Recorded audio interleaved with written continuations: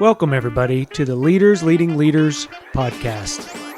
Hey, everyone. Welcome to the Leaders Leading Leaders podcast. I am your host, John Espinosa. I appreciate everyone tuning in and listening today. If you are enjoying what you're hearing, please do me a favor, click on that like and subscribe button. Share this podcast with family and friends. It means a lot to me that you take the time to listen, and ultimately, it helps us get others to where they're going. Today, keeping on the topic of mindfulness. And I had a road trip today with Jen. During road trips, I don't know about you, most people, comprise a playlist and they'll listen to songs. My playlist consists of podcasts and audiobooks. Jen gets so excited when when I put together my podcast and audiobook playlist. It was a 2.5, 3 hour drive one way. So I had 5-6 hours to listen to my favorite podcasts and audiobooks. I listen to probably about 5 to 6 podcasts on a regular basis. And I do an audiobook probably at least maybe once every 2 weeks. I'll get through an audiobook. But today on our trip, I listened to a couple podcasts. I knocked those out. And one of my favorite audiobooks was up on my list. And you know what? I said, why not? I absolutely love this book. It's Napoleon Hill, Think and Grow Rich. If you haven't gotten your hands on that book, please do me a favor, get that book in your hands. I've probably either read it or listened to it, I want to say at least half a dozen times, if not more. And I will probably listen to it half a dozen more times in the future. And every time I listen to that book, I'm normally in a different phase in my life. I haven't probably read it or listened to it maybe in a couple years. And it speaks to me differently every single time. I'm in a different place. I'm in a different mindset. And that's what we're going to talk about today is the mindset.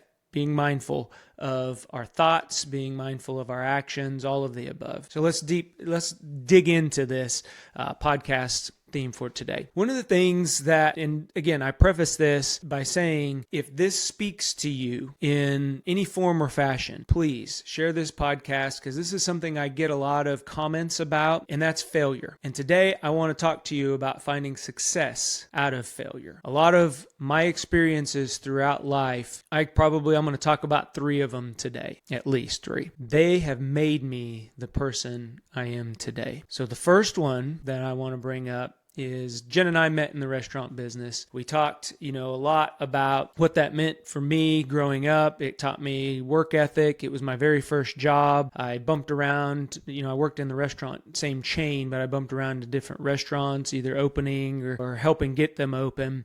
And the very last restaurant that we worked in, Jen and I, was a place out about 30 miles from where we were living at that time. It was less than maybe 3 years old. I helped open that restaurant. It was a great location. We did very well. But, the culture of the restaurant, it was not the best. The first couple years, we did really well. And then our general manager took another position. And the leadership, this speaks to exactly what I talk about a lot is that frontline leadership. Whenever you get somebody in there that does a really good job and you get used to that culture of inclusivity, and then, somebody else comes in and that culture changes and it's more about them and less about the team, it begins to start impacting everything. So we had some really, really good people leave the restaurant. People come and go through restaurants anyways, but we had a pretty good core team there. And with people leaving, it definitely was going downhill, headed downhill. But at that time, when you're in the thick of things, you just don't see that type of stuff, right? Looking back now, I can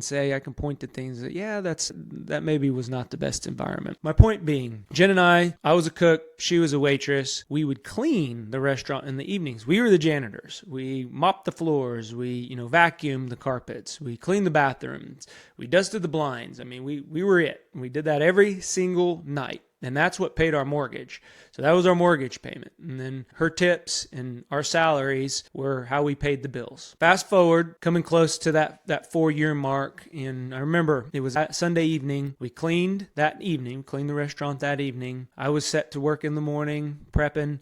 And she was going to come in later on that afternoon. We show up in the morning, and there is a sign on the door. Closed. Sorry for everybody. Sorry for the inconvenience. The doors are shut. We're done. I get a lump in my throat thinking about it now because that was our income. That was everything. That was our livelihood. And it was gone in a blink of an eye. just like that. So we had to pick ourselves up. We had to go find other opportunities. It was tough. And it brings me back to a quote in the book. And Napoleon, I'm just going to paraphrase it, but it goes something like this. It says, when defeat comes, accept it as a signal that your plans are not sound. Rebuild and set another path, set another goal. And today when I heard that, it meant something different to me. Then, and I think about that time in our lives because it was hard. It was tough. I mean, we were scraping by already. And probably, looking back, I may have been in the restaurant. I may still be in the restaurant business if that didn't occur. But it changed the course of our lives. I mentioned I wanted to go to medical school. That's the only thing I ever wanted to do. And, I got lazy. I started working in a restaurant business and we get comfortable, right? But I was still on that path. I still had the dream of going to medical school. So I told myself, all right, if this dream is ever going to come true, I got to get at least into the medical field, right? Working at a restaurant, you don't get to practice too much medicine. But I did. 2 weeks later, I had a job working in an emergency room.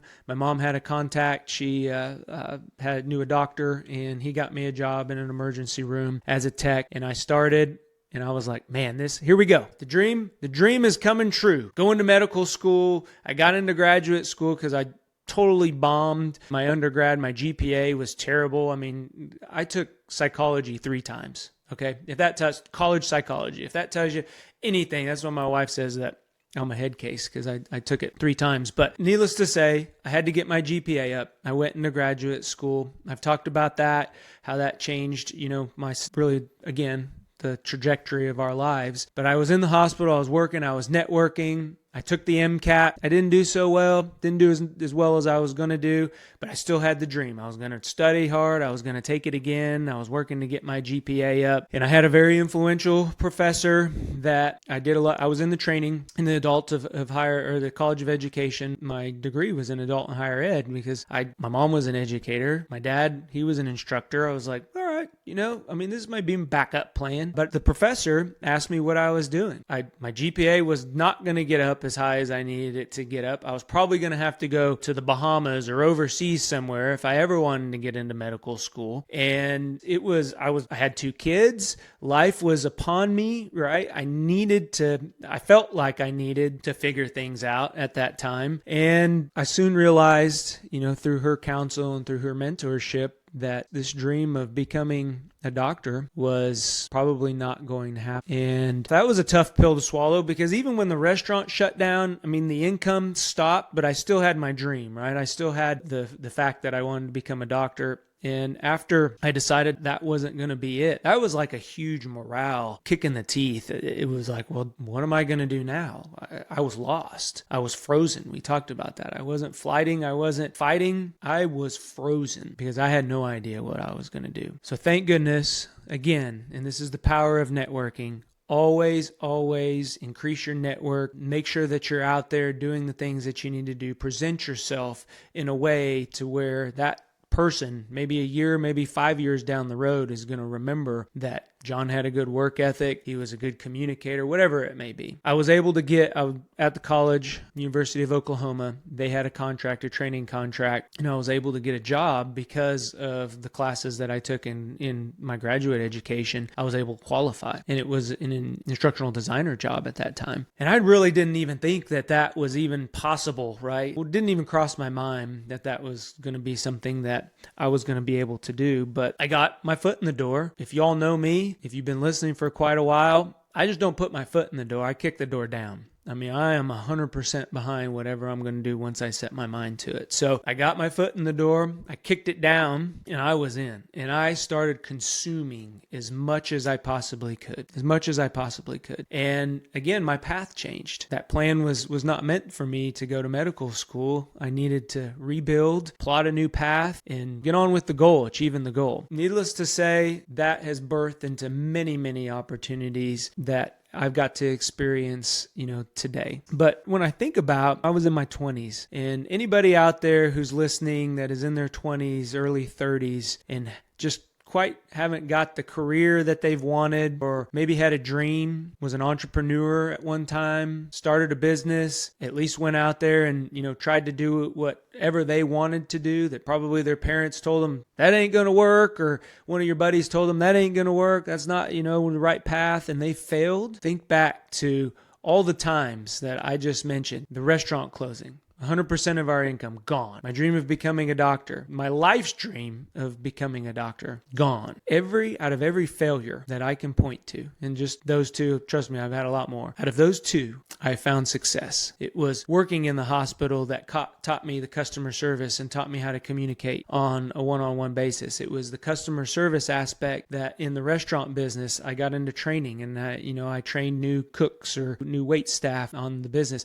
I can go back and name a multitude of skills that I acquired through those different jobs, through my failures. And I can tell you, all of that helped me become the person I am today. I would not be anywhere near the person I am today. And guess what? Guess what I get to do through this podcast, through talking to people? I still get to help people. And when I look back at the core of really all my jobs that I've had, it's been customer service oriented. It's been helping others. It's been being a servant leader. And that's my takeaway. That's my path. I mean, just because I had short stops along the way and I run aground, on the ship, and I repaired the ship and I sailed the other way in another direction, ultimately my vision was to help others get to where they're going. And I'm continuing on that path. It wasn't easy. I had to pick myself up. I had to reframe my mindset. Get rid of those negative thoughts that I wasn't good enough. John C., everybody told you weren't going to be able to do with it. And guess what? You fell on your face. They told you that to pay attention in school. Guess what? You didn't. And now you got bad GPA and you can't get into med school. They told you to get another job, not be a cook. You can't cook the rest of your whole entire life. And guess what? The restaurant closed. If I would have listened to my doubts and all of those people who told me, I told you so, I'd probably not be here. I know I wouldn't be here. I wouldn't have the great family that I have. I wouldn't have my wonderful wife. I wouldn't have my little granddaughter that every time that I see her, she brings so much joy to me. I just can't stop smiling even just talking about her. We bought her a bunch of clothes today, by the way. Mall excursion on our outlet mall excursion on the way back. But she deserves every bit of it. So the point I'm trying to make is you are going to fail. Fail fast. From that experience, as Napoleon Hill would say, rechart your path and make sure you continue on to that new goal. I hope this helps somebody today. Go be great. We'll talk to everyone later. If you enjoy what you're hearing, please hit the like and subscribe button. It helps us get others to where they're going.